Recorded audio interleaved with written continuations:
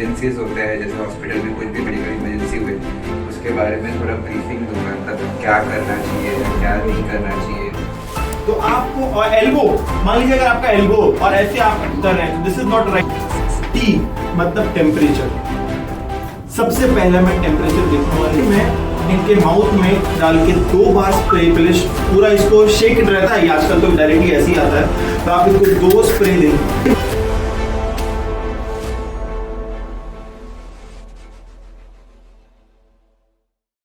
We are very thankful for Sandeep madam to have this thought to everyone to get the brief education of medical in the office. So we are thankful for it and we are starting the बहुत अच्छे तरीके से अगर मैं simple way में अगर आपको बताऊं कि इस सेशन का मेन मोटिव क्या है। बेसिकली जो कॉर्पोरेट सेक्टर में जो लोग वर्क करते हैं they are definitely non medical professionals होते हैं। तो कभी कभी जो नॉन मेडिकल प्रोफेशनल्स होते हैं वो लोग कुछ चीजों की वजह से कैसे हम जानकारी लेके फर्दर कॉन्सिक्वेंसेस को प्रिवेंट कर पाए, that's the main motive of this session. कि किस तरीके से हम आपको कुछ 4-5 चीजें बताएं जिससे आप लाइफ थ्रेटनिंग चीज या फिर इमरजेंसी, मेडिकल इमरजेंसी को प्रिवेंट करना या फिर फर्दर कॉम्प्लिकेशंस को प्रिवेंट करने के लिए ये जो आज का डेमोंस्ट्रेशन हमने किया। आपके पास RBP और एक होता है SPO2, ये अलग है। मैं आपको बताता हूँ क्या चीज है। T मतलब टेम्परेचर। सबसे पहला मैं टेम्परेचर देखने वाला, ये पेशेंट पूरी तरीके से ड्राउजी फील कर रहा है, अच्छा फील नहीं कर रहा है, तो आपका एज अ कलीग या फिर आपका एज अ कलीग क्या काम होगा? सबसे पहला चीज है टेम्परेचर। नॉर्मल बॉडी टेम्परेचर होता है 98.4 या 98.6 फ़ारेनहाइट, ठीक है, या इससे ज्यादा है, 100 है या 101 है, या इसको बोलते हैं फीवर हो गया है पेशेंट को, समझे, तो आपको सबको पता है। दूसरा चीज हम देखते हैं पल्स रेट। जैसे सर कहे कि normal pulse rate, normal heart rate होना चाहिए 60 to 100, है ना, या 60 to 90, हर एक किताब में अलग अलग चीजें लिखी है। तो 60 to 100 मान लीजिए हमने पल्स 1 मिनट में, वो आपने ऑक्सीजन सैचुरेशन बताया ना, उसमें लिखा रहता है। तीसरा चीज रहता है रेस्पिरेटरी रेट। रेस्पिरेटरी रेट बहुत लोग नहीं चेक करते, वो इग्नोर कर देते हैं। वो कैसे चेक करते हैं फिर भी मैं आपको बता देता हूँ। इतना टाइम तो नहीं रहता है रेस्पिरेटरी चेक ये करना, 1 मिनट पूरा लगता है हमारे लिए। सेकंड इंपॉर्टेंट है इमरजेंसी सिचुएशन। रेस्पिरेटरी रेट में पेशेंट को पूरा लेटा देते हैं, शर्ट खोल देते हैं एंड एब्डोमेन देखते हैं सांस लेते होता है, पेट हमारा ऊपर नीचे, 1 मिनट में वो कितना हो रहा है उसको हम बोलते हैं रेस्पिरेटरी रेट, समझे।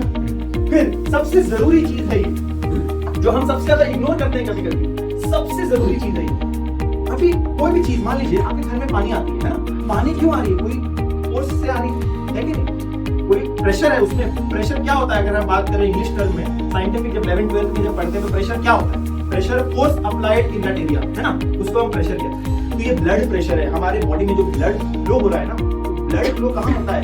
हमारे ब्लड वेसल्स में होता है। उसका प्रेशर कितना है वो देखना। अब हाल ही में आपने सब लोगों ने देखा उत्तराखंड, तो आपको एल्बो, मान लीजिए अगर आपका एल्बो और ऐसे आप कर रहे हैं, this is not right technique. आपका एल्बो पूरी तरीके से स्ट्रेट होनी चाहिए और आपको कंप्रेशन देना, और कंप्रेशन 2 इंचेस तक होनी चाहिए। ऐसा नहीं कि आप ऐसे ऐसे करके छोड़ रहे हैं, नहीं, this is not the right technique. Right technique क्या है? अगर आप दे रहे हैं CPR तो पूरी तरीके से कंप्रेशन 2 इंचेस तक जाना चाहिए, समझे आप? मैं क्या कह रहा हूं, कितना देना है?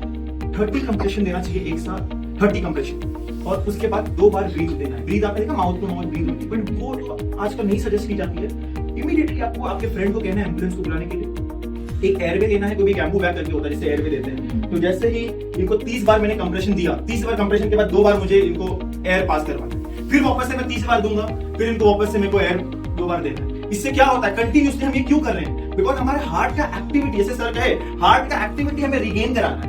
हार्ट का एक्टिविटी क्या है? पूरी बॉडी में ऑक्सीजन, पूरी बॉडी में ब्लड सप्लाई करना। तो अगर वो ब्लड सप्लाई नहीं कर पा रहा है, यानी कि हार्ट बिल्कुल काम नहीं कर रहा है, तो ये बहुत ही डेंजरस सिचुएशन है। तो जब तक एम्बुलेंस नहीं आ पा रहा है तब तक आपको ये CPR कंटिन्यू ही रखना है, कार्डियोपल्मोनरी रिससिटेशन। इससे आप पूरी तरीके से पेशेंट को रिवाइव करने की कोशिश कर रहे हैं जब तक वो एम्बुलेंस नहीं है। जैसे एम्बुलेंस आ गया, पेशेंट को हम शिफ्ट कर रहे हैं, वहां पर एम्बुलेंस में डॉक्टर, कार्डियक एम्बुलेंस में डॉक्टर्स रहते हैं, वो आगे फर्दर मैनेजमेंट करेंगे। अभी जैसे इनको आपने देखा पल्स नहीं है, तो आप एम्बुलेंस को कॉल करके क्या कहोगे? या आप एम्बुलेंस हमें चाहिए, इस जगह पे है, ये हमें एम्बुलेंस की रिक्वायरमेंट है, पेशेंट अनरिस्पॉन्सिव है। बट इतना कहना सही नहीं है। 2 तरह की एम्बुलेंस होती है, एक नॉर्मल और एक होता है कार्डियक।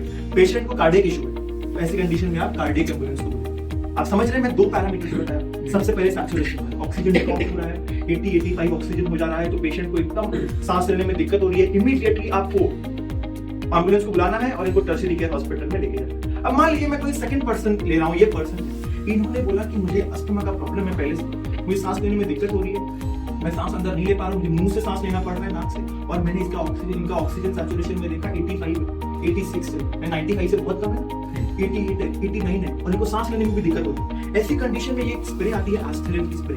जिनको अस्थमा का प्रॉब्लम है या फिर सांस लेने में दिक्कत होती है तो ये स्प्रे में इनके माउथ में डाल के 2 बार स्प्रे, पहले पूरा इसको शेक रहता है, आजकल तो डायरेक्टली ऐसे ही आता है, तो आप इसको 2 स्प्रे देंगे। अब हाल ही में आपने सब लोगों ने देखा उत्तराखंड में एक हादसा हुआ था, अब सब लोग अवेयर हैं। देखिए ना आप लोग किस तरीके से, तो आप क्या देखे आप उसमें एक पानी का बहाव